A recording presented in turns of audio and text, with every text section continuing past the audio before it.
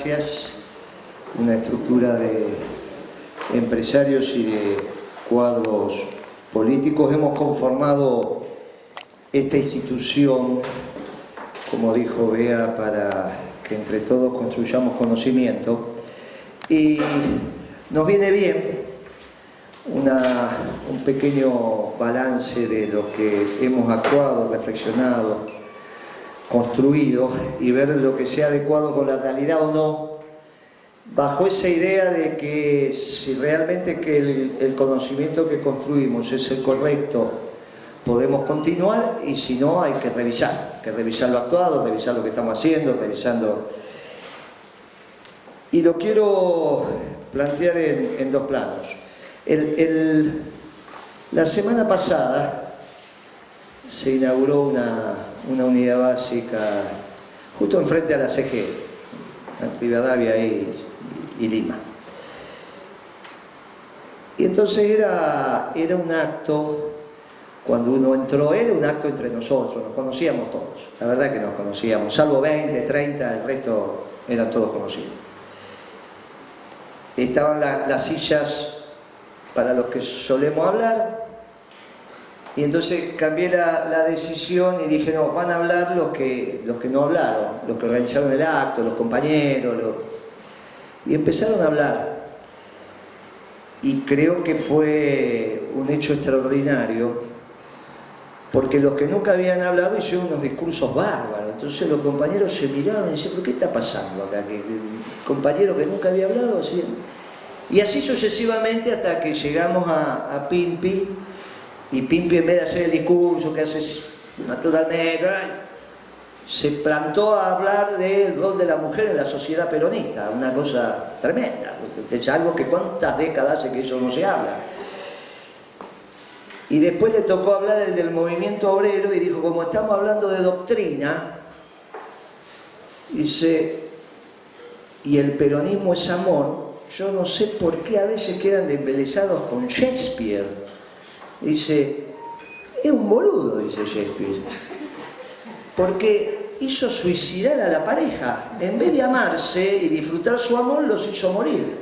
Y todos se quedaron así, un dirigente sindical. Dijo, una cosa extraordinaria, creo que está pasando acá. Y lo que está pasando acá es que los compañeros hablaron desde la doctrina. Y como hablaron desde la doctrina, todos los discursos fueron fantásticos.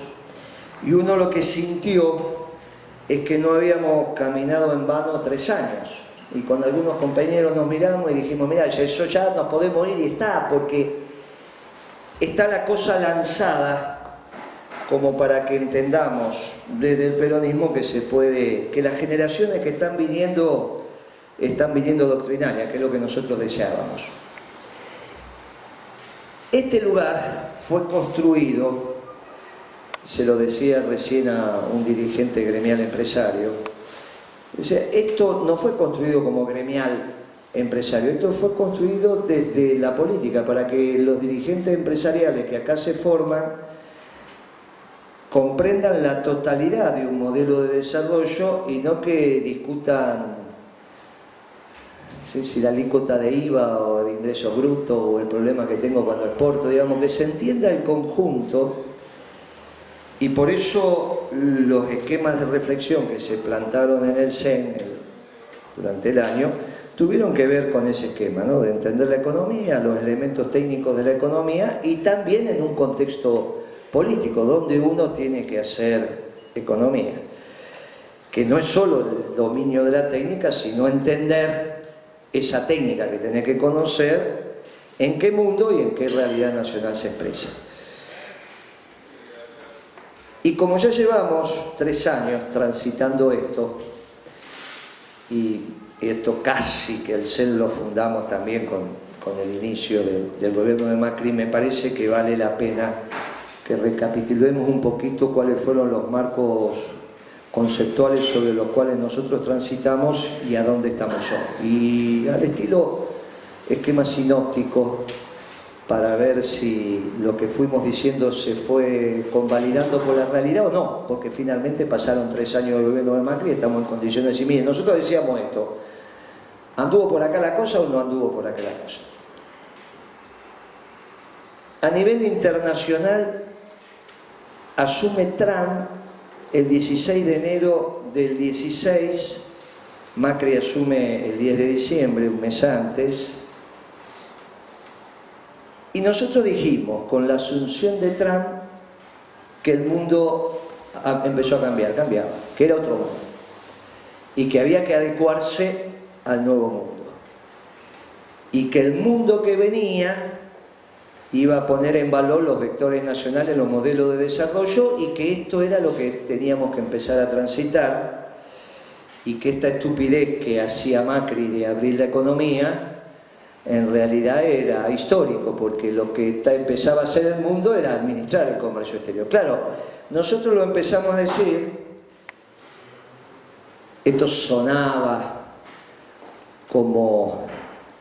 Claro, era un discurso absolutamente atípico. En plena globalización nosotros salía a decir que esto había cambiado, que Trump tenía otra cosmovisión, que en realidad Putin estaba recuperando su poderío militar y que los que iban a ser los perdedores del nuevo mundo iban a ser los chinos y los europeos. Claro, cuando uno decía esas cosas, no, esto no es así. Bien, este debate lo dimos durante todo el 2016, fueron los marcos conceptuales en el 17, los expresamos en el 18, y hoy es razonablemente aceptado que el mundo está tendiendo al nacionalismo, y esto implicaba en nuestros negocios que teníamos que entender cómo teníamos que administrarlos y tratar de subsistir en un mundo donde cuando pasara la ola macrista íbamos a ir a un modelo donde las condiciones endógenas de los esquemas de desarrollo iban a ser prioritarios. Esto es el mercado interno, los desarrollos de la tecnología adecuada, como nos enseñó Saccanini, etcétera, etcétera. Pero que bueno, que en el medio íbamos a tener que ir transitando este paréntesis del gobierno macrista, que como también era contrario senso hacia donde iba el mundo, no tenía mucho futuro. Y decir esto en el 16 era bastante osado, pero sobre esos esquemas es que fuimos haciendo reunión sobre reunión en el CEN. Y localmente nosotros nos cuidamos muchísimo y contradijimos incluso que este era el gobierno de los ciegos. Hasta yo diría hace 2 años este era el gobierno de los ciegos. Era el gobierno de las corporaciones. Y nosotros salimos a decir en un discurso hasta en algún momento violento, contradiciendo lo que era el discurso hegemónico en nuestra fuerza, que esto no era neoliberalismo, no era la expresión de un esquema neoliberal, sino que era la expresión de un gobierno oligárquico. Y nos basamos en eso, en que se había metido con el precio de la comida, en que solo un demente o un oligarca se mete con el precio de la comida. Está fuera del sentido, no hay nadie que pueda administrar la Argentina que decida meterse con el precio de la comida. Es una cosa, o es un loco o es un oligarca. Loco no son, es un oligarca. Esto que era tan evidente para nosotros, para que lo levantáramos este discurso, para el consenso y para la inteligencia no lo era. Me acuerdo haber dicho por ahí, ni Videla se metió con la comida. Ah, pero Videla, el gato silvestre decía, pero Videla tiró gente viva al mar. Sí, tiró gente viva al mar. Pero si se hubiese metido con la comida, no tiraba gente viva al mar porque no los encontraba. Pudo tirar gente viva al mar porque nos ganó, encontró a los compañeros y los tiró vivo al mar. Pero porque no se metieron con la comida. Si se hubiesen metido con la comida, no podía. Y decíamos por ahí, miren, no hay gobierno del 55 para acá que se haya metido con el precio de la comida. No se metía, es una locura meterse con el precio de la comida. Y explicamos la técnica, digamos, de por qué meterse con el precio de la comida, que disminuye el ingreso disponible de los sectores populares, que son sueldos, salarios, jubilaciones, pensiones, bla, bla, bla, bla, bla, y que eso lo que hacía era deteriorar el mercado interno. Después dijimos, salen a gastar a los pavotes porque quieren tirar lo que no te hace el consumo, lo quieren hacer con el gasto público, pero como les bajó la recaudación y gastaban más, tampoco eran neoliberales, porque una de las condiciones de ser neoliberal es que tiendas a una administración seria del sector público, no que incrementes el déficit. No hay modelo neoliberal incrementando el déficit fiscal. No es que me pueden decir, no, es neoliberal porque esas cosas que repiten, ¿no? El flujo de capitales, la administración. Miren, muchachos, hay 2, 3 elementos básicos. Uno es, si vos aumentás el déficit fiscal, te pueden decir cualquier cosa menos neoliberal. El ABC del consenso de Washington arranca por lo que ellos llamaban la administración racional del Estado, que los ingresos vayan hacia la misma. Bien, estos bajaron los ingresos, subieron los egresos, y el déficit fiscal que nosotros le dejamos lo multiplicaron por 2. Y decíamos, miren, es muy difícil administrar la Argentina con tremendo déficit fiscal. Es muy difícil. ¿Y por qué lo sabemos que es muy difícil? Y porque lo vivimos en nuestro gobierno. Si nosotros hubiésemos hecho lo que en su momento vino Mercedes Marcó de Espón a explicarme a mí como secretario de Comunicaciones, año 2003, que no hacíamos crecer la economía, todo lo que la economía podía crecer porque teníamos superávit fiscal. Y yo le tuve que decir a Mercedes, mirá Mercedes, si nosotros arrancamos ahora con déficit fiscal, este es un país bimonetario, nos ponemos la Argentina de sombrero en poco tiempo, tenemos 22% de votos. Nos están mirando de todos lados, si no tiramos un ancla, y esto es el superávit fiscal, nos van a hacer una corrida en cualquier momento. Y nos... Bueno, administramos la Argentina con superávit fiscal y tuvimos crecimiento de tasa china. Es imposible una economía bimonetaria como la Argentina pensar que podemos administrarla con déficit fiscal, financiado con emisión, con bonos domésticos o con deuda externa, porque alguien la tiene que poner, o la ponen los proveedores durante 60 días y no le pagás, y eso es muy fácil, bueno, son 60 días, pero ya en la tercera no te entrega el tercer mes, nadie te entrega nada. Alguien te lo tiene que financiar el déficit fiscal, o los proveedores que no le pagan la factura, ¿cuánto tiempo? 90 días, ya después no te entregan más, o te la ponen de afuera, o emitís, o generás un festival de bono, pero alguien lo tiene que poner.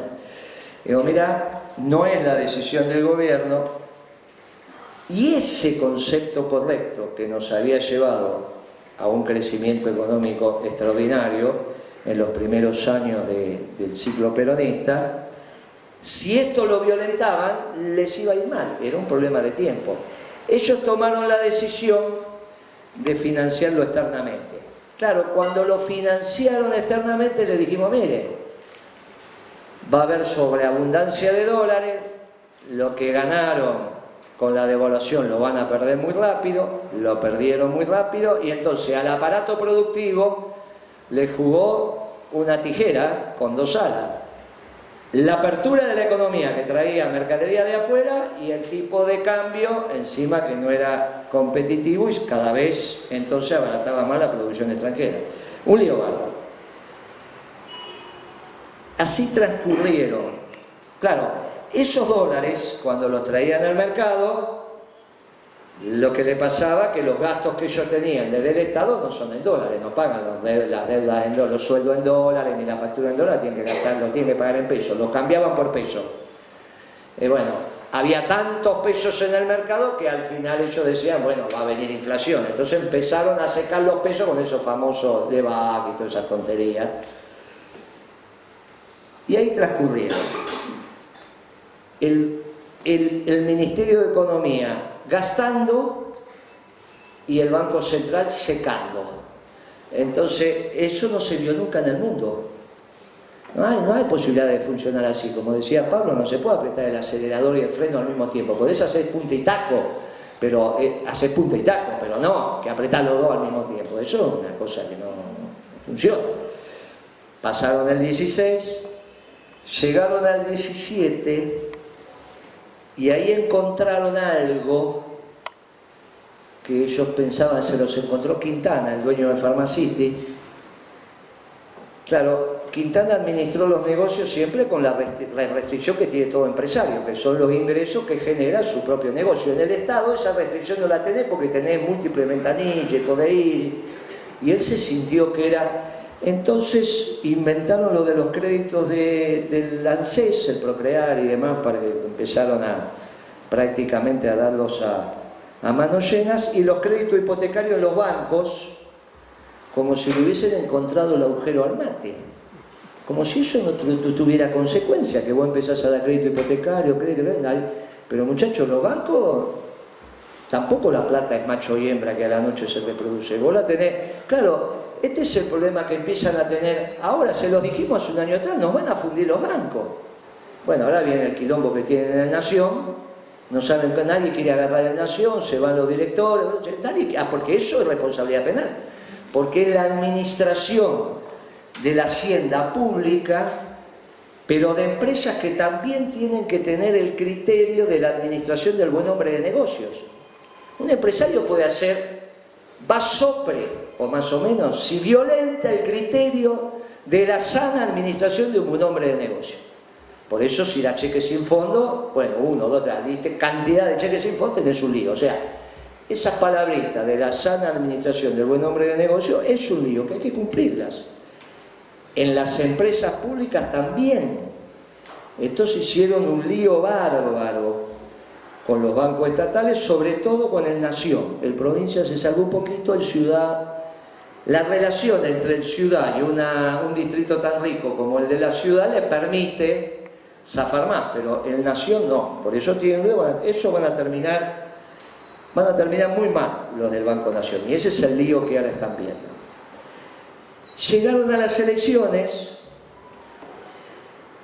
nosotros dijimos, mire, nunca le pudimos ganar a las 1000 familias, ahora están gobernando, si hay 1000 familias y nunca le ganamos, la lógica es que vayamos todos juntos con las 1000 familias. Pero a eso se oponían que no era el gobierno de las 1000 familias, sino el gobierno de las corporaciones, y que esto eran todos CEOs. Entonces tenemos un problema,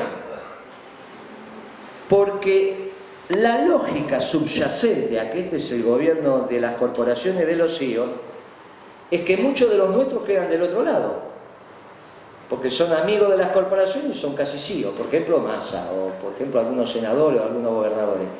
Si esa es la contradicción, ¿cómo me voy a decir, este es el gobierno de los CEOs, todos los que sean CEOs están de aquel lado? Es un lío bárbaro. O sea, nos pusimos del otro lado a todas las corporaciones y los CEOs. Yo iba a hacer acto, que yo me acuerdo uno que hice en Puerto Madre, y dije, mire, este no es el gobierno de los CEOs. Entonces, me dijo, es el primero que dice que no es el gobierno de los CEOs. Está bien, ¿por qué nos ofenden diciendo que si estos no son CEOs? Y tiene razón, amigo, esto no es el gobierno de los CEOs, esto es un gobierno de gerentes de relaciones institucionales, que son los que no trabajan y van a cometear a los funcionarios. Fíjense quiénes son, todos los que están ahí. El profesor Carlos los debe conocer a todos, deben todos haber pasado por comercio, todos estos fueron a cometearnos uno tras otro, pero eso de esto, no es que trabajan, los CEOs trabajan. Es decir, nos metimos en contra a los CEOs, a las corporaciones, porque del otro lado, dije, bueno, pero si nos putean me pongo del otro lado. Y también, como si eso fuera poco, a los que de alguna manera podían expresar dentro de nuestra fuerza a las corporaciones, y de chapa también, como esto era lo más parecido a los 90, a todos los menemistas. Era obvio que era difícil hacer un destino común en las elecciones. Revisemos. Si uno dice, este es un gobierno de 1000 familias, son oligarcas, son 1000 para 1000. Bueno, todos los que no son 1000 son del lado de los buenos. se llama Roca, se llame como se llame, Madame, bla. No lo pongo a Mañeto porque tiene otro problema, que es haberse quedado con una empresa en la sala de tortura. Pero eso es otra discusión, no el problema de Clarín, es Mañeto. Pero todo lo demás, si no haces parte de los mil, estás del lado del bien. Ahora, si vos metés las corporaciones, los CEO, qué sé yo, todo lo que me metés, el intentar hacer un frente electoral donde vos decís, no, pero con eso no me voy a juntar porque sí, o con eso no me voy a juntar porque... Y es verdad que dentro de nuestra fuerza hay muchachos inclinados a entender la economía desde las corporaciones. Y bueno, es así la vida, lo hemos vivido, lo hemos transitado, el peronismo tiene estas cosas. Pero dentro del peronismo no hay oligarca, por ahí hay algunos, pero no hay oligarcas. ¿Quién carajo conoce uno de las 1000 familias? ¿Cuántas veces vimos un peruca comiéndola? No, muchachos, no es eso.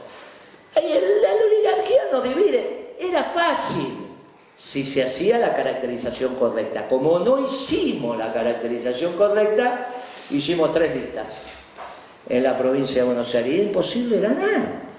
¿Cómo le vamos a ganar haciendo 3 listas? ¿Pero dónde se vio que el peronismo haga 3 listas? Bueno, sacamos el 54%, pero dividido en 3. Entonces fue un lío bárbaro. ¿Qué digo con esto? Que hablamos de economía, entendemos o pensamos que podemos entender lo que pasa en el mundo, contarlo, discutirlo entre nosotros, ver si es verdad o mentira. De ahí analizamos el tema nacional, pero como lo que hacemos es preocuparnos por el país, es necesario que después haya una táctica política ajustado a eso. Y nuestra táctica política era sencilla, era todos juntos contra estos tipos. Y la táctica del otro lado no era de todos juntos, porque la propia caracterización del gobierno hacía que del otro lado hubiese un montón de gente. Y bueno, ese montón de gente no son más que el 40%, pero si vos no juntás algo más que el 40%, perdés. No juntamos algo más que el 40% y perdimos.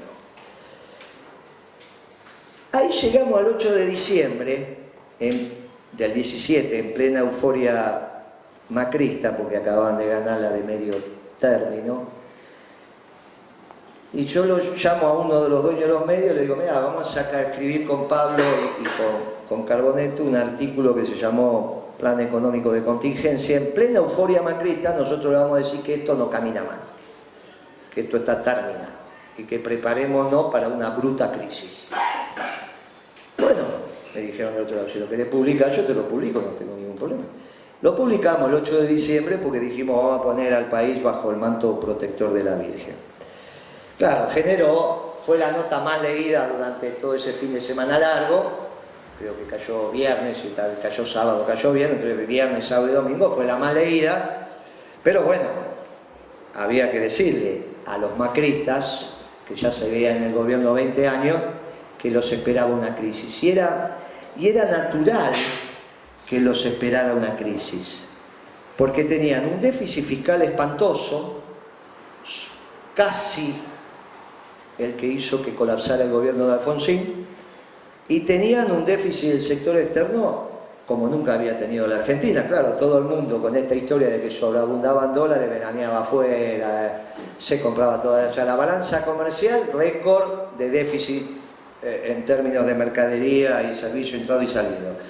Turismo, ni hablemos, más flete seguro, más los intereses de la deuda que empezaban a venir. El año pasado tuvimos más de 30.000 millones de déficit de cuenta corriente de la balanza de pago y este año apuntaba para 40.000. Obviamente que en el medio se armó el lío que ustedes padecieron este año. La primera conclusión: los empresarios que siguieron nuestro esquema de razonamiento se prepararon para esta crisis. Les decíamos, miren, calcen los pagos y las cobranzas, si tienen deuda en moneda dura, saquen cobertura, y si no, traten de resolver eso. Entiendan que va a venir un proceso muy volátil en términos de costos y por lo tanto en términos de listas de precios. Tengamos cortitos los pagos en la calle. Estas fueron las recomendaciones. Cuiden la salud, dijimos también, hicimos una vez, cuiden la salud. porque en estas situaciones... Claro, todo esto siempre ha hablado varios meses antes o años antes, si no, ¿cuál es la gracia? Somos periodistas. Digamos, si yo vengo hoy a contar lo que está pasando hoy, entonces están los periodistas. Para contar lo que pasó ayer, para atrás, están los historiadores, y para contar lo que va a pasar, se supone que es lo que hacemos política, si no, ¿para qué estamos? Es una estupidez. Por eso es un momento muy particular de la política, donde la mayoría de los que hacen política hablan en función de lo que pasó ayer y hoy, y de lo que va a pasar no hablan nada. Y eso es lo que se llama lo políticamente correcto. Si no hablan de lo que va a pasar en largos vectores sobre la relación de reemplazo de los robots sobre el trabajo y en los próximos 15 años. Y ahí nos enteramos que nos vamos a quedar todos sin trabajo, que va a ser un lío, que no va a haber. O lo que va a pasar con el climático, entonces que ya no vamos a tener más verano, unos veranos tremendos, unos inviernos, que se termina la agricultura, que el mundo se está hundiendo o los mares están creciendo y que no sabemos dónde... Y eso es lo que se habla de largo plazo. Y si no, se habla del presente contando lo que pasó, y si no lo que está pasando, y si no lo que pasó. Entonces, la política es muy extraña, pero es lo políticamente correcto. Y los que nos transitamos por el sendero de tratar de decirle, mira, a mí me parece que va a pasar esto, si pasa sigo hablando, y si no pasa, no hablo más. ¿Cuál es el problema? Si los proyectos son colectivos. Mire, usted dice que va a pasar esto, yo digo que va a pasar esto. Gana usted, pase usted, conduzca usted, habla usted, se terminó la historia. ¿Cuál es el problema? Si los proyectos no son individuales, son colectivos, no es que uno está predestinado para hacer, aunque se equivoque, el que tiene que seguir hablando. Esto es una tontería. No es así la política. Nosotros salvamos variadas empresas, de todo tamaño, de todo tamaño, porque muchos, también los que nos escucharon, no hicieron caso y prepararon sus negocios para lo que ahora están viviendo. Imagínense una empresa como Arcor, que tomó un crédito de 400, 500 millones de dólares, tiene un lío bárbaro. No vino acá Pagani. Si hubiese venido acá, no le hacía caso a los tontos que tiene en el directorio y hoy estaba tranquilo. Pero no vino acá Pagani y bueno, ahora tiene un lío. Y Ledesma también. Bueno, nosotros los invitamos. No vinieron. Pero los que vinieron ordenaron su negocio en función de lo que estábamos diciendo y hoy están mejor. Si no tenés deuda en dólares, está mejor que si la tenés. Si tenés menos plata en la calle, estás mejor que si tenés plata en la calle. Muchachos, si cuidaste tu salud, estás mejor que si no la cuidaste. Y entonces tu negocio está mejor que otro. Y por lo tanto, seguramente, si te terminás muriendo después que otros. Y bueno, esa es la ley de la historia. Y en el medio pasarán las cosas que harán que esto cambie. Y bueno, es más fácil siempre arrancar con empresas en marcha o ahí que volver a arrancar con las persianas bajas y que tenemos que empezar de vuelta. Es un lío bárbaro. Organizar una empresa es un lío bárbaro. Claro, esto se fue construyendo y en el 2018 se armó el tema de la crisis y la corrida cambiaria, donde algunos de los nuestros dijeron que esta era una crisis muy menor, que era una corridita cambiaria, una tontería. Álvarez Agís, por ejemplo, siguió escribiendo, esto es una pavada, esto no pasa nada. Lo escribió, lo firmó, o sea que no es que estamos diciendo cosas distintas, lo firmó. Y en cambio nosotros decíamos que estábamos en una supercrisis, que ni siquiera era una crisis, que era una supercrisis, porque habían juntado el mejor equipo de los últimos 50 años, en el mismo tiempo y lugar, los desequilibrios macroeconómicos que hicieron colapsar el gobierno de Alfonsín en términos fiscales y los que hicieron colapsar el gobierno de la Rúa en términos de sector externo. Y que lo que teníamos que impedir era la hipercrisis. Que esto que estamos atravesando es la supercrisis, pero no es el 2001, vos porque me lo comparás con el 19 de diciembre. No me lo compares con el 19 de diciembre. Vos me tenés que comparar el día de ruptura de esto con el 19 de diciembre. los dos puntos de ruptura, sino que me comparas un punto de ruptura con un punto de no ruptura, no son comparables. Por eso los periodistas a veces, y tienen ahí que son difíciles también, a ver, hay muchos periodistas, porque son difíciles, me comparan, pero esto no es el 19 de diciembre, no, pibe, no es el 19 de diciembre, no es, vos me tenés que comparar el 19 de diciembre, que fue el punto de ruptura del 2001, con el punto de ruptura cuando esto se dé. Y ahí me vas a decir si es más o menos. No un punto de ruptura cuando todavía no es el punto de ruptura, si no tenemos un lío bárbaro. Me estás comparando un gol contra una jugada en la mitad de la cancha, pero sos loco vos. Yo te digo que el gol que van a hacer ahora, lo que está en la mitad de la cancha, es mejor que el gol que vos me estás diciendo. Pero hay que verlo, cuando hagan el gol. Bueno, ¿cuándo se tiene que...? Me tienen que comparar esto con algún momento del 2001. Póngalo donde quieran. Pero, si no la comparación no es correcta, y eso es lo que está pasando. Y nosotros dijimos, mire, esto es una supercrisis, y lo que tenemos que impedir es la hipercrisis. ¿Y qué es una hipercrisis? Y es la posibilidad que la nación entre en disgregación. Y sí, ¿qué? Los países desaparecen, los pueblos desaparecen, no está escrito que los pueblos no desaparecen. ¿Quién dice que no desaparecen? Hay infinidad de hechos donde los pueblos han desaparecido. Si se maneja mal, se maneja mal. El proceso de hipercrisis es el proceso de anomia, y el único que puede frenar la anomia es el peronismo, porque es lo único que queda.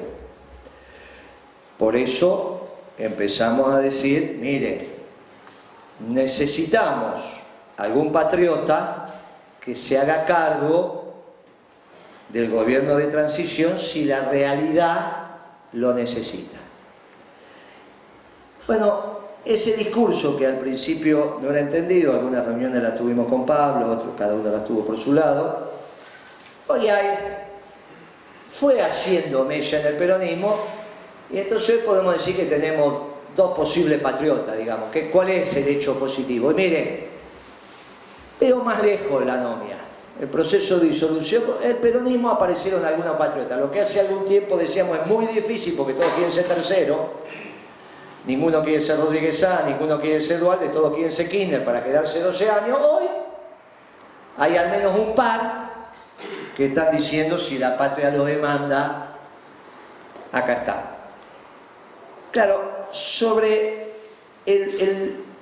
la prognosis económica, las cartas ya están todo echadas. El diagnóstico es lo que dijimos.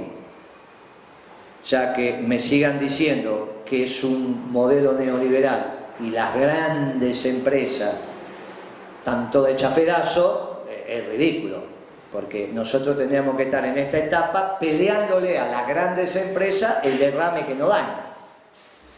Ellas ganarían plata, las de abajo no ganan plata, y es la clásica pelea en la Argentina, entre los peronistas y el resto. Nosotros no, de acá para abajo, y acá se la llevan todo, y nosotros vamos y los mordemos. Y bueno, ese es el famoso péndulo argentino, era eso. Muchachos, después no sabíamos cómo seguir nosotros, volvían ellos, volvían acá, nosotros los volvíamos a morder. Bueno, muchachos, esto es lo que vivieron de Perón y Evita para acá. Esto era distinto, y es distinto. Acá ninguno gana plata.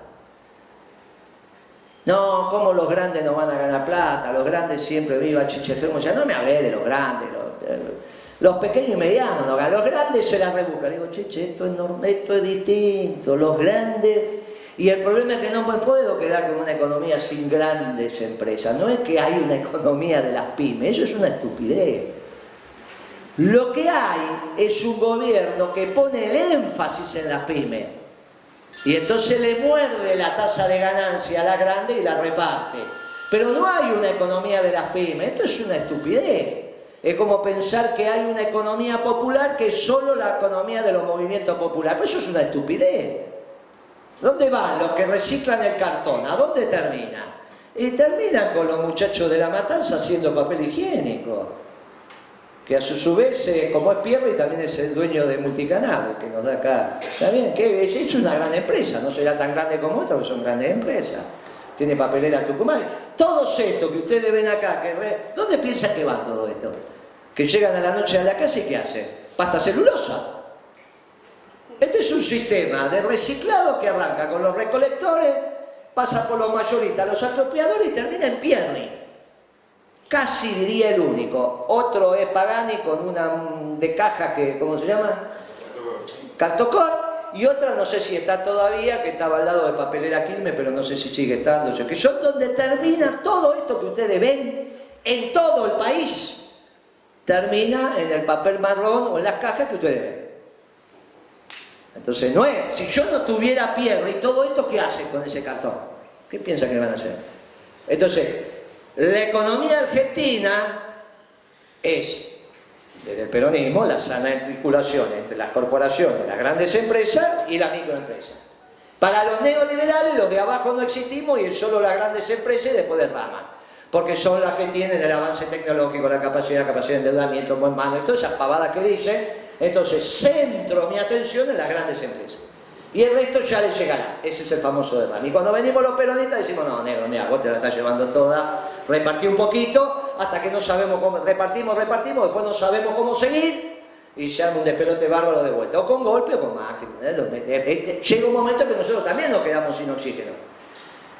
Y bueno, esto es lo que estuvimos reflexionando acá, que es la otra etapa, que decir, bueno, ¿y cómo seguimos? Porque esto tiene que ver con el diagnóstico. Que las grandes empresas están hechas pedazos, ya ahora es aceptable. Y a medida que empiezan a llegar los balances, ni hablemos. Era obvio, porque la tasa de interés, cuanto más alta es, más le pega a las grandes empresas. Porque la diferencia, cuando nosotros decimos una gran empresa tiene más espalda que una pyme, es obvio que sí. ¿Cómo se expresa esa espalda? No va a ser por la cantidad de plata líquida que tienen. En la caja obviamente que tienen más, pero porque tienen mucho más gastos también. Entonces es una estupidez al revés. Una pyme proporcionalmente tiene más plata en la caja que una gran empresa, porque para eso tiene un gerente financiero, que si tiene mucha plata en la caja, lo echan. Porque se supone que el gerente financiero es el que sabe utilizar la plata para a su vez ganar un manguito más. ¿Se entiende lo que digo, no? Entonces, el que no tiene gerente financiero se queda con la plata y lo garca la inflación. Y el otro tiene un gerente financiero que todo el tiempo está dibujando. Bueno, muchachos, es la ley de la vida. Entonces, no es por la cantidad proporcional de efectivo que tiene. Una empresa grande tiene espalda, que es lo que nosotros decimos, porque tiene capacidad de endeudamiento. Afuera y adentro. Pagani tiene mucha más capacidad de endeudamiento que todos nosotros juntos. Bueno, entonces tiene más espalda. Sí, si va afuera y le dan plata, o si va a los bancos y le dan plata. Pero ahora va afuera y no le dan un mango, porque es Argentina, y va a los bancos y se la dan al 80-90%. Y entonces el tipo dice, ¿pero cómo voy a tomar plata al 80%? Pero están todos locos. No es posible, porque yo mi lista de precios, que encima vendo menos, no la puedo aumentar un 80%. Entonces, ¿cómo hago? Es una locura. ¿Cuánto voy a aumentar? El 30% y me cobran el 80%. Pago 50% de tasa de interés real. Pues no existe eso. En la economía, en el mundo no existe eso. Está violentando el sentido común. Sí, existe la economía donde todos los días cambia el precio del dólar, sí, la Argentina, y todavía sigue, va a dar. Pero que 50% de tasa de interés no hay en el mundo, no existe, eso es una estupidez, no es posible. O sea, no es que si esto uno dice termina mal y cuando termina mal adivino, es que es sentido común. No se puede pagar eso de tasa de interés. Bueno, ya hace por lo menos 2 o 3 meses que venimos con esta estupidez. Porque en el medio de la crisis llamaron al Fondo Monetario. Pero llamaron al Fondo Monetario y pusieron un timbero, un mesa dinerista en el Banco Central. Nunca se vio en el mundo. Pero ¿cómo vas a pedir plata y vas a poner un timbero en el Banco Central? Dijimos, mire, no hay una foto de un banquero con el presidente del Banco Central porque les da vergüenza.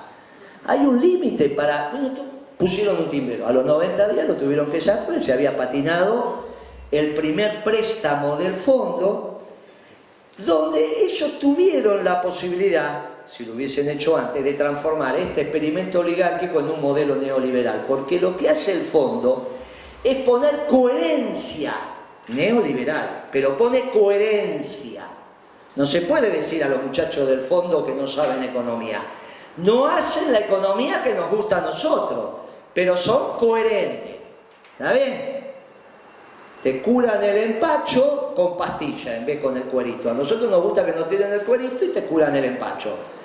y ellos te dan unas pastillas y no sé qué otra historia. Bueno, está bien, no te gusta que te curen así, ni esa que se cura con tinta china y todo eso.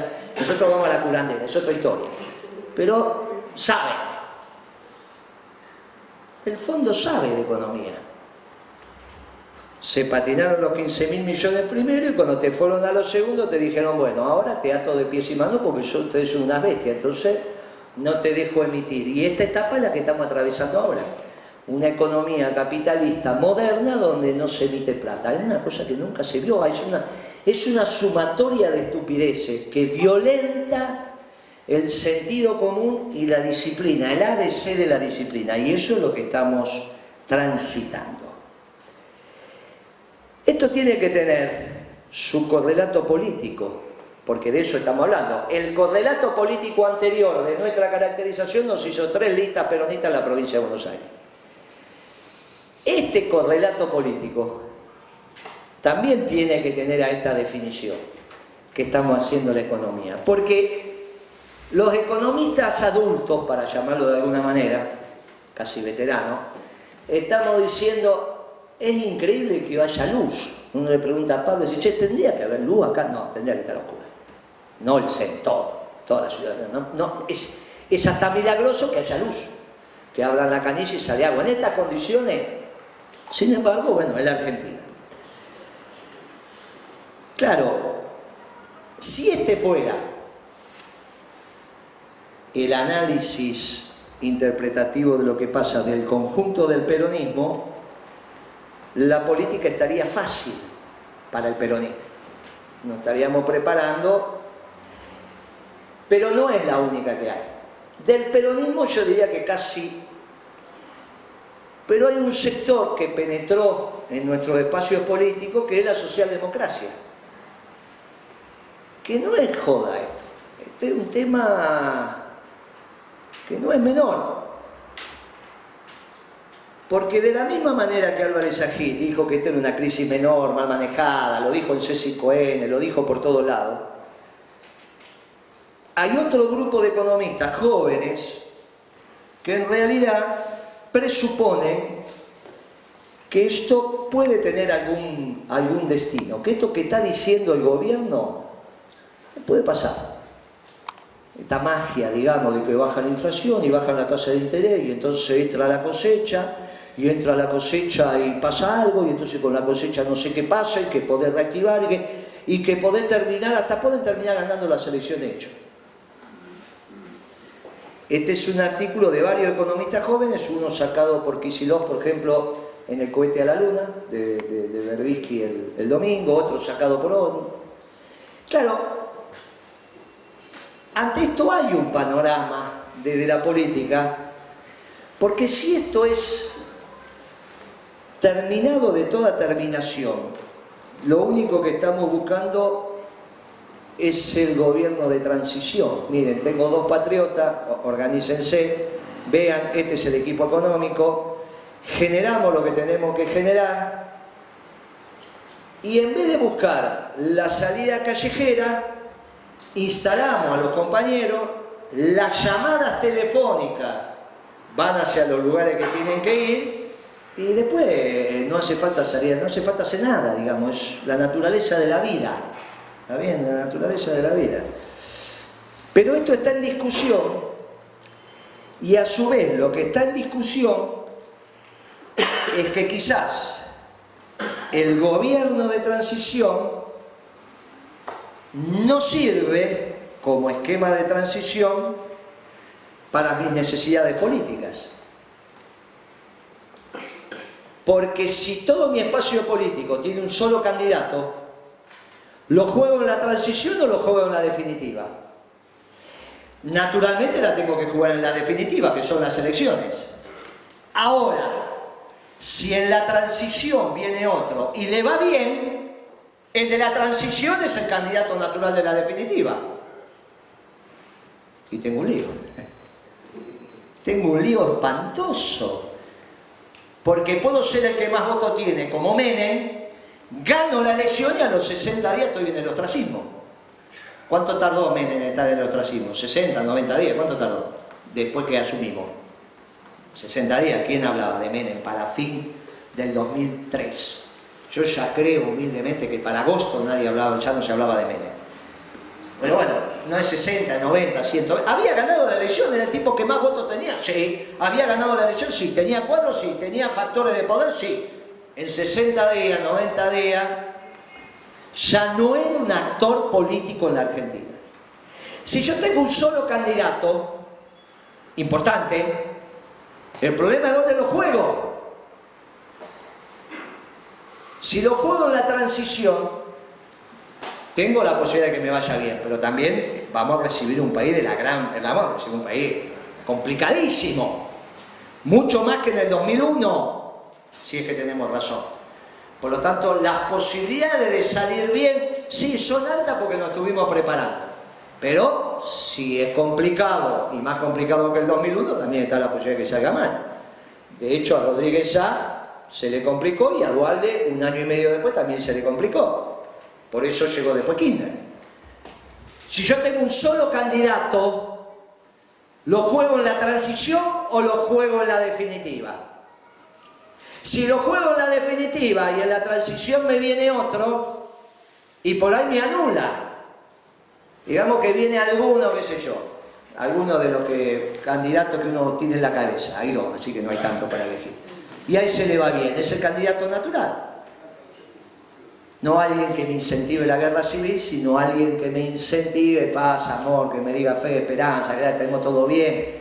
El viejo discurso de la fe y la esperanza, que lo vamos a precisar para la crisis. ¿Está bien? Con otra mano, con esta. Fe y esperanza y bla, bla, bla. Bueno, esto me permite a mí decir, este va a ser candidato natural. Si le va razonablemente bien, digamos, qué sé yo, Fe y Esperanza, Chariú, Nielsen del Banco Central, y hacemos un equipo y Podemos, sacamos la cosa, Nielsen el ministro de Economía, Chariú el ministro de Economía, vamos haciendo, se los presto un rato, vamos haciendo las cosas que tenemos que hacer, es candidato natural. Chariú va a seguir el ministro de Economía y yo a Berlín, porque hay un candidato natural en el peronismo, todos los que somos candidatos vamos a Berlín, porque le fue bien, tiene derecho a seguir. Entonces, la decisión política correcta, si tengo un candidato y no sé si jugarlo en la transición o en la definitiva, es que no haya transición. Para que esa opción no esté presente. Y entonces yo escribo diciendo que esto se puede salvar. Porque finalmente todo tiene que ver con todo. Y a nosotros nos toca la tarea de que se caigan las caretas. Porque como no tenemos pretensiones personales, sino grupales, las caretas se caen. La disciplina económica dice que esto está terminado. Lo dicen los liberales, lo dicen los radicales, lo decimos los peronistas veteranos. Ahora hay un grupo que no lo dice. Claro, porque si lo dijera, tendría que decidir el único candidato si va ahora o después. Y entonces, como esa decisión es muy difícil, que no haya hora. Y salimos por ahí a explicar que no hay ninguna hora. Entonces, Bonadío, con la investigación de los cuadernos, solo podía terminar en Brasil, con un expresidente preso, aunque tuviera fueros. Y aparecemos unos locos diciendo, no, mire que puede terminar como Perú, no como Brasil. Porque mire que Bonadío, él tiene una cabeza donde dice que la crisis económica se va acelerando, sabemos más o menos, y el tipo va a jugar su ficha y quiere volver con toda la mano, y si se carga a Macri, Gardel le espera. Se sienta Moreno, viene acá y empieza a explicar cómo se cargó a Macri, y ustedes lo aplauden de pie y es extraordinario. Porque ¿cómo no vamos a aplaudir al que se carga a Macri? Si lo más importante que hay es cargarse a Macri. Y si lo hace Bonadío, lo hace Bonadío.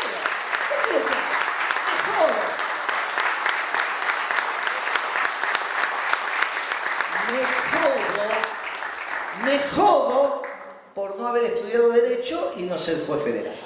Ser un boludo economista. Y en este país los jueces federales solo abogados. Es una rosca que armaron los abogados extraordinaria. Para ser juez hay que ser abogado. Vos estudiaste economía, jodete, está también. Ahora, si Bonadío viene acá y viene y dice, se terminó Macri, y lo tengo que aplaudir, ¿qué va a hacer? Todo lo demás es todo lo demás, muchachos, porque el que le gana al enemigo es mi amigo. ¿Qué quieren que le diga? Después no lo invitaré a mi casa, ¿no? Pero muchachos, la política es así. Y cualquiera que haya transitado 2 cuadras con Bonadío sabía que esto estaba en el marco decisional. No es que hay que ser, es simplemente poner las piezas donde hay que ponerlas. Bueno, ahora hasta la piba esta, ¿cómo se llama? La Cerruti, dice que es obvio que Bonadío se carga a Macri. Hoy lo dijo Cerruti. Si lo dice Cerruti, está garantizado. Se lo dijo al Gato Silvestre, creo que hoy, no sé, yo tengo ahí el coso. Hoy lo dijo. Hoy dijo que es obvio, que todo el mundo sabía que era obvio que esa era la maniobra, y qué sé yo, qué sé cuánto.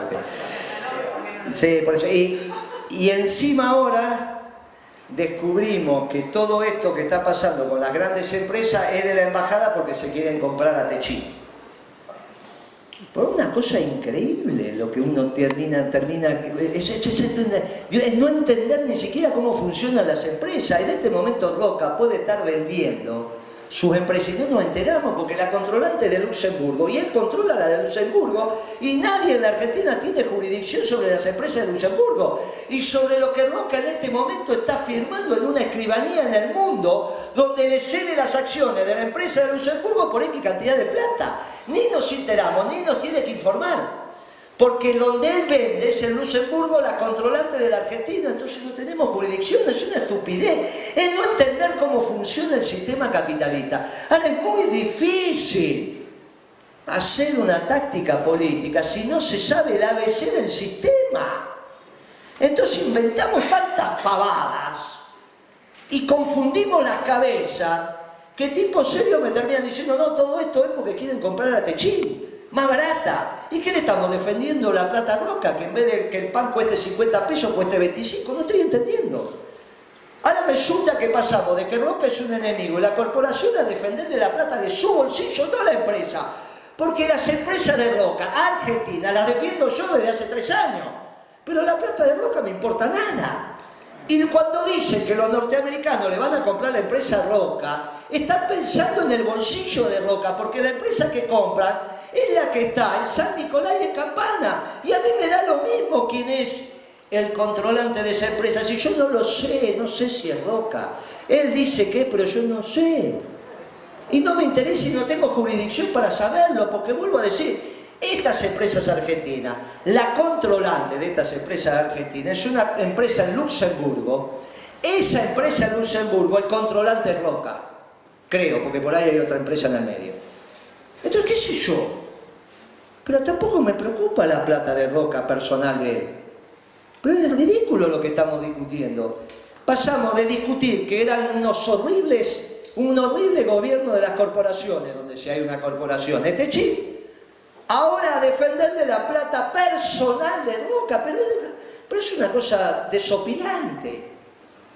Y como están en todos los medios y hablan todo el tiempo, eso parece que es el pensamiento de todos nosotros. O sea, parecería ser que todos nosotros somos ahora filomarxistas.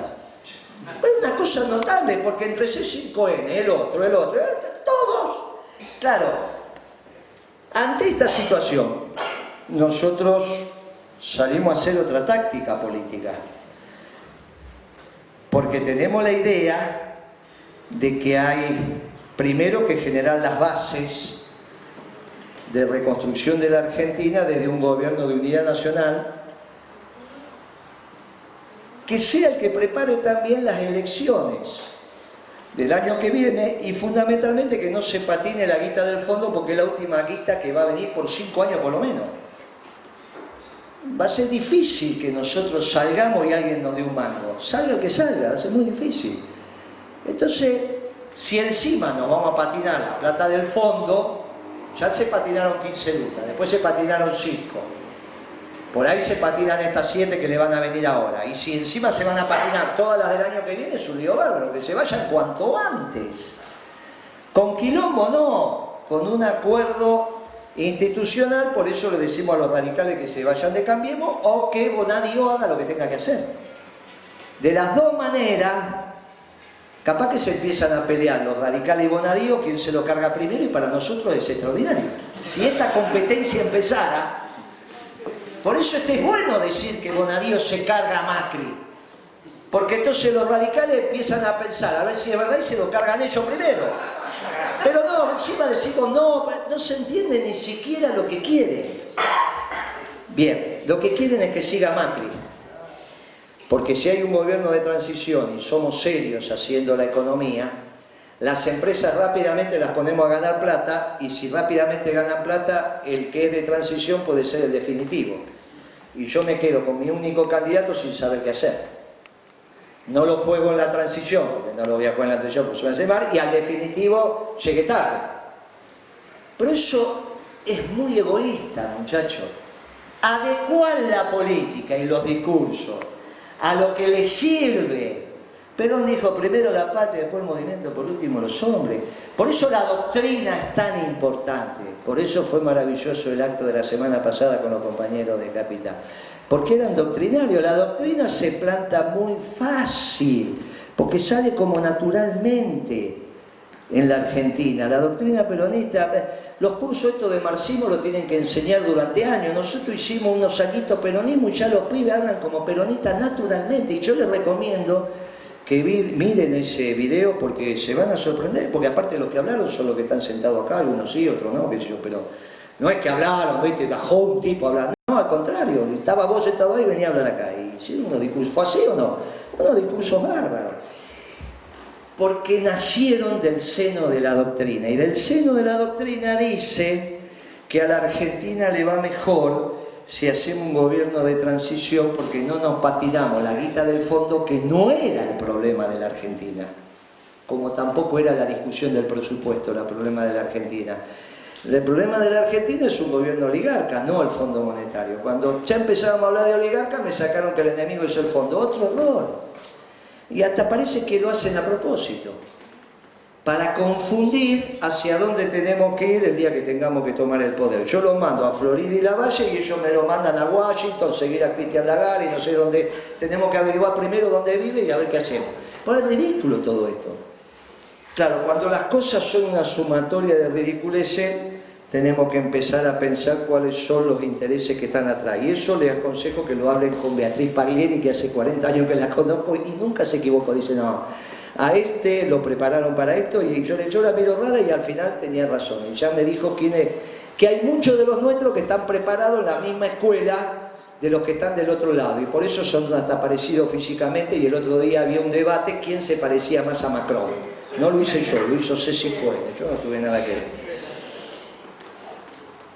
Si nosotros tenemos un gobierno de transición, el peronismo se ordena de arriba para abajo como corresponde, y todo el debate que estamos teniendo ahora es insustancial en términos políticos, porque se va a ordenar desde la Casa Rosada. Eso el peronismo sabe que es así. Si nosotros no tenemos un gobierno de transición, la Argentina va a estar extremadamente complicada, muy complicada, porque se va a seguir patinando la guita del fondo, y las grandes empresas cada vez van a estar peor. Y ustedes imagínense la Argentina con una crisis en el polo petroquímico Bahía Blanca. Es un quilombo. Imagínense la Argentina con Arcor sin pagar los salarios, o con la Serenísima no pudiendo pagar la leche que recibe de los productores. ¿Está bien? O sea, cuando uno habla de las grandes empresas, no es un muchacho que no pagó un camión. Estamos hablando de cosas muy grosas, pero muy grosas, ¿eh? Esas son las grandes empresas. Por lo tanto, la base material de la nación, que son sus empresas y el trabajo asociado, tenemos un lío bárbaro. Porque yo, no, con todas las pymes lácteas, no me abastecen lo que abastece la Serenísima sola. ¿Está bien? Entonces, si tengo un problema con la Serenísima, ¿de dónde vamos a sacar la leche? No es fácil. No es que la leche es generación espontánea. Las grandes empresas son grandes empresas porque ocupan un gran sector en el mercado. Y las preciso porque se me estructura la economía alrededor.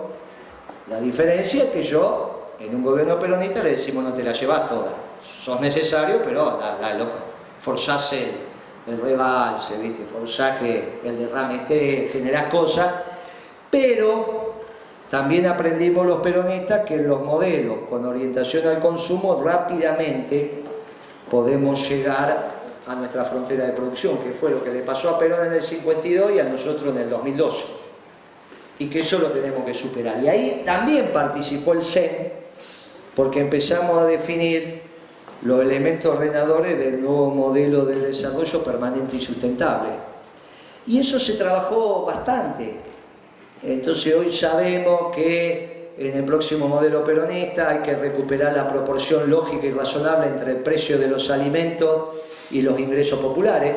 Si este me desordenó esa proporción, este me duplicó el precio, yo tengo que volver a una proporción razonable para que a la gente le sobre un mango. Y del otro lado, tengo que aumentar la tasa de ganancia de las empresas desdolarizando las tarifas energéticas, para que por unitario vendido, producto unitario vendido, me aparezca un margen de rentabilidad. Y eso lo hago resolviendo el tema de costo, no por el lado de aumento de precios, sino bajando los costos. El costo que tengo que bajar no va a ser mano de obra, el costo por unidad, el costo que tengo que bajar es el de energía. Claro, y ahí me aparecen los dos enemigos, los petroleros y los oligarcas. Y se ordena la política, si uno lo tiene más o menos claro. El problema es que los petroleros son todos los patagónicos. Y patagónicas. No es solo... Claro, tenemos un lío. Por eso le damos YPF al confederal de la CGT, que se resuelva él. Porque aparte, ¿qué mejor que el confederal que la CGT que resuelva el precio de la energía? Que sean los trabajadores de una identidad nacional resuelvan el precio de la energía, sabiendo que si la energía está cara, la desocupación es al alza, y si la energía está razonablemente barata, la desocupación es a la baja. Como cualquier dirigente sindical quiere la gente ocupada, por obvias razones, desde las decisiones filosóficas de que la gente se tiene que ganar el pan con el sudor de la frente, hasta la recaudación por la cuota del sindicato. Si estoy afiliado y trabajo, así que todo me hace que todos necesitemos que estemos ocupados. Y ese es un modelo peronista. Y después en el mercado dijimos, mire, vino Trump, por lo tanto si ahora está permitido administrar el comercio exterior, lo vamos a administrar. Esto pasa, esto no pasa. Lo inventamos nosotros y ahora lo hace el mundo. Bueno, lo volvemos a hacer nosotros. Mejor que la otra vez porque ya tengo más experiencia. Y vamos a tener un tipo de cambio competitivo. Y vamos a tener superávit fiscal, porque si no tenemos superávit fiscal repetimos los de estos idiotas. Tenemos que tener superávit del sector externo. Y vamos a tener la tecnología que reemplace mano de obra, sí, pero siempre que el movimiento obrero opine. Y ahí empezamos, y vamos a armar esto, y vamos a armar aquello. Empezamos a tener un sistema, un modelo, que con orientación a la producción, quizás el peronismo resuelva lo que no pudo resolver nunca. Que era, somos expertos en hacer modelos de consumo, pero cuando llegamos al límite de la frontera de producción, resulta que nos lo ponemos de sombrero. Empezamos a tener que hacer malabares, bueno, le pasó a Perón y lo pasó a nosotros. Si hacemos un modelo nacional y popular, pero con orientación a la producción y expandimos la frontera de producción, entonces la cosa, ahí quizás lo hagamos por los próximos 20, 30 años, y si entendemos bien el mundo, capaz que en 20, 30 años ya recuperamos las Malvinas por propio peso, por peso específico de lo que es la potencia argentina, que no solo es el continente, sino que es el mar. Y cuando uno entiende a la Argentina como continente y mar, no habla de 3 millones de kilómetros cuadrados, sino habla de 10 millones de kilómetros cuadrados. Y entonces dice, pero ¿y cómo vamos a defender la Antártida o las marinas? Tenemos que tener marina, una marina de guerra importante. Y para tener una marina de guerra importante, entonces tenemos que también tener un ejército importante. Y ya cambia la defensa, no es solo el ejército, ahora es el ejército y es la marina. Y empiezan a cambiar en las cosas de cómo empezamos a entender la Argentina en un modelo a 20, 30 años, que los veteranos no vamos a ver, pero muchos de los que están acá sí. Y si acertamos ahora, seguramente que dentro de 30 años las Malvinas vienen solas, como Hong Kong le fue solo a China, pero llegó un momento que por peso específico, Bueno, para eso tenemos que entender el mundo. Este es el desafío en el cual está enfrascado el peronismo en este momento, si hace un proyecto colectivo. Ahora, si ese proyecto colectivo es obnubilado por un proyecto individual, tenemos un lío bárbaro. Y esto es lo que tenemos que resolver, ¿quién? Y todo, entre todos nosotros. ¿Cuál fue el aporte que nosotros hicimos estos 3 años? Y participar en el debate. No sabemos si tenemos razón. No sabemos, porque finalmente si la tenemos solamente tenemos la mitad de la verdad. Lo que sí digo, que el CEN cumplió su objetivo de esclarecernos a todos todo esto que estamos diciendo. Porque todo esto fueron construcciones colectivas de múltiples expositores que pasaron por el CEN de distintas corrientes y que fuimos capaces de ir llegando a una síntesis. Y llegando a una síntesis donde al final del camino, en este momento, nos estamos encontrando con los sectores religiosos y con los sectores nacionalistas. Los sectores religiosos hicieron mucho por el triunfo de Macri, pero ahora se dieron cuenta que tienen un gobierno que es militantemente ateo, quiere que el pueblo argentino deje de creer en Dios. Y nosotros tenemos, y en esta misma sala, quizás hay muchos ateos, pero no me vienen a mí a hablar para que yo no vaya a misa, ni me vienen a decir que soy un idiota porque creo en Dios. O hoy conmemoro la aparición de la Virgen de Guadalupe. Ellos no me vienen a explicar a mí. Me dejan. Y si este pueblo es religioso, dejan que siga siendo religioso. No lo quieren cambiar la cabeza. No hacen como Berbisky y Durán Barba, que quieren cambiar la cabeza y que en realidad el pueblo argentino tiene que transformarse en un pueblo ateo porque... Y los sectores nacionalistas también lo estamos recuperando porque se dieron cuenta que este es anglófilo y lo después de Lara San Juan y todo esto, más que más. Bueno, esto es lo que estamos transitando. Con eso planteamos correctamente la contradicción y dijimos, miren, no somos ni pañuelo verde ni pañuelo azul, somos los dos, no somos ninguno de los dos. El problema es con la oligarquía, no con los pañuelos. ¿Cómo vamos a plantear esa contradicción? Y acertamos también. ¿Cómo sé que acertamos? Y porque el otro día dijeron, no somos verde ni celeste. Y está muy bien. Señal que hubo un reconocimiento de que esa contradicción, de hacer acto con todos los pañuelos verdes atrás, lastimaba por lo menos la mitad de mi pueblo. Es una estupidez, que si eso no tiene que ver con la... Eso es una discusión que algún día, si es que es necesaria, se saldará. Pero, miren muchachos, de acá muchísimo tiempo y más teniendo un papa argentino, hay mucho que discutir, mucho que reflexionar. Y nosotros necesitamos que nos voten los dos. Y que nos vote el nacionalismo. Y que nos acompañen. Y claro, como ellos se identificaron de una manera, parecía que nosotros, que decíamos que... Y era un debate falso. Pero el problema es que ahí perdimos un montonazo de votos. Y ahora tenemos que recuperar ¿quién? Los que tuvimos el discurso correcto. Entonces voy a la radio de la madre a decirle qué hace con ese pañuelo verde arriba de la mesa, que fue lo que hice ayer.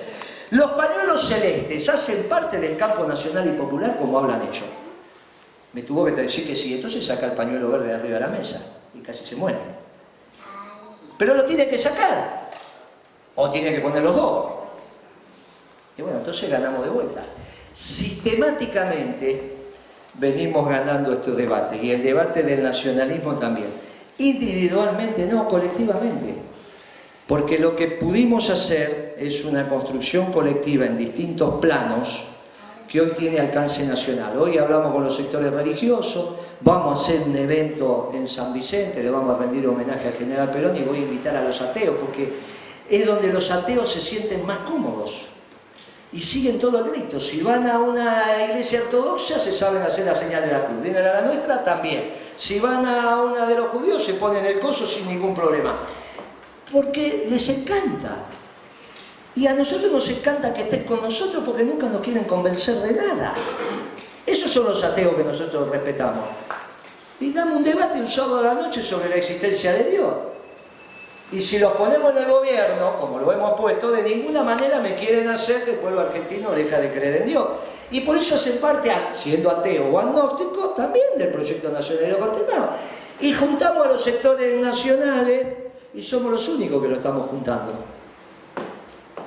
No hay otro espacio político que los haya juntado y que le haya dado una direccionalidad. En todo el país estamos en un montón de provincias.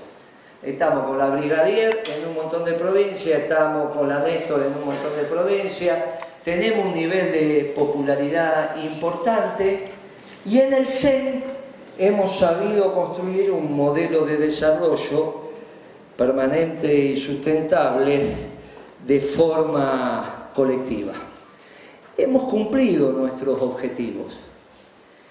Y esta síntesis la hago porque todo lo que dije, están los videos grabados, pero aparte está el testimonio de lo que nos fueron escuchando estos 3 años.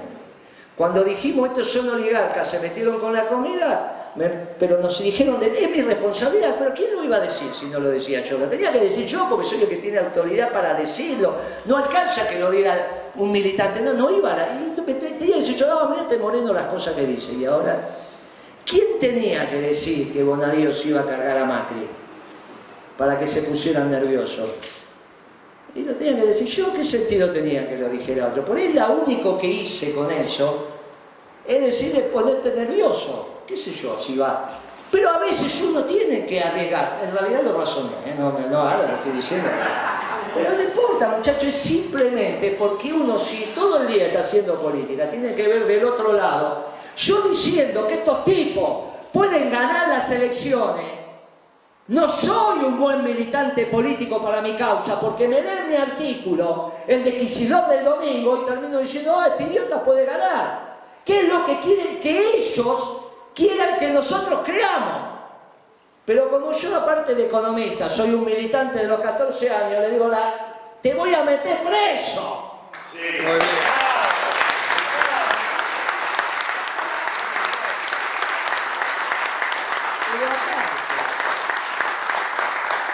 Pero aparte tenemos razón.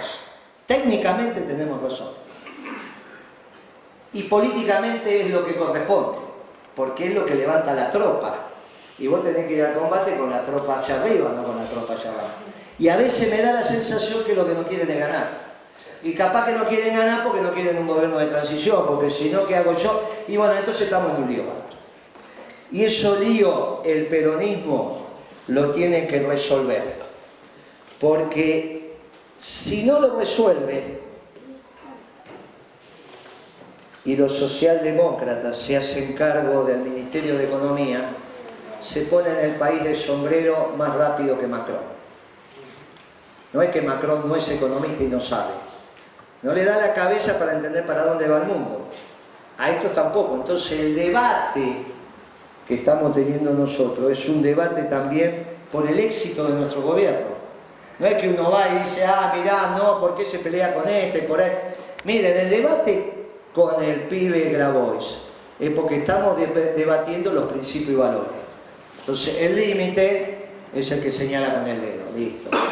Y el debate con la economía, con los economistas socialdemócratas, es que si se hace cargo del Ministerio de Economía, vamos al fracaso. Y entonces no vamos al menos a cometer el pecado de omisión. Lo decimos y lo debatimos. En un encuentro electoral que el peronismo tiene que tener. Y si todo esto lo analizamos desde la doctrina dice primero la patria, entonces es necesario un gobierno de transición, todos trabajando para un gobierno de transición sin hacer ningún lío, pero sabiendo que nos viene bien en la conversación que haya un gobierno de transición por todo lo que dijimos, no que no lo haya. Y después trabajar en la interna, en la contradicción con los socialdemócratas, para que el modelo de desarrollo sea permanente y sustentable de verdad por los próximos 20, 25 años, porque tenemos la posibilidad no de liderar el mundo. En el pensamiento sí, pero en términos de la base material de la nación, estar en el segundo anillo. No en el lugar donde va a estar Estados Unidos y Rusia, pero en un segundo lugar importante, con lo cual nos va a permitir recuperar Malvinas, tener la Antártida, tener 10 millones de kilómetros cuadrados, tener una cosa...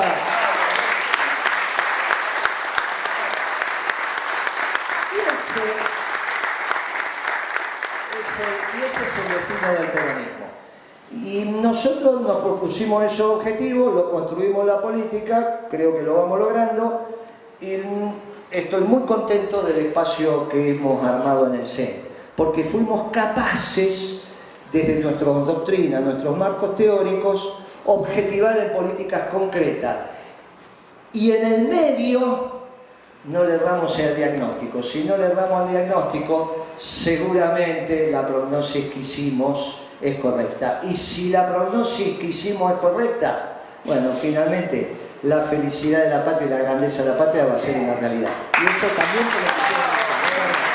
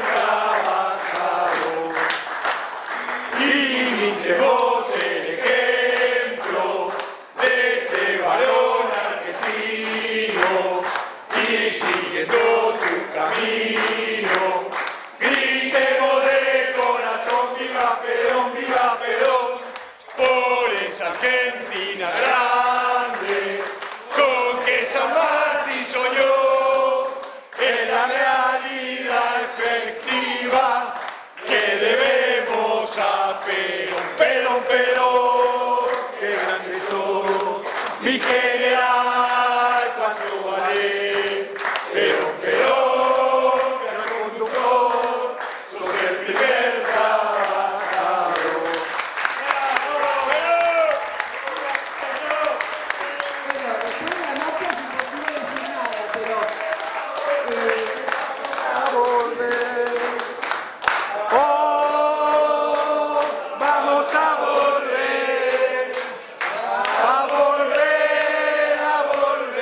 Vamos a volver.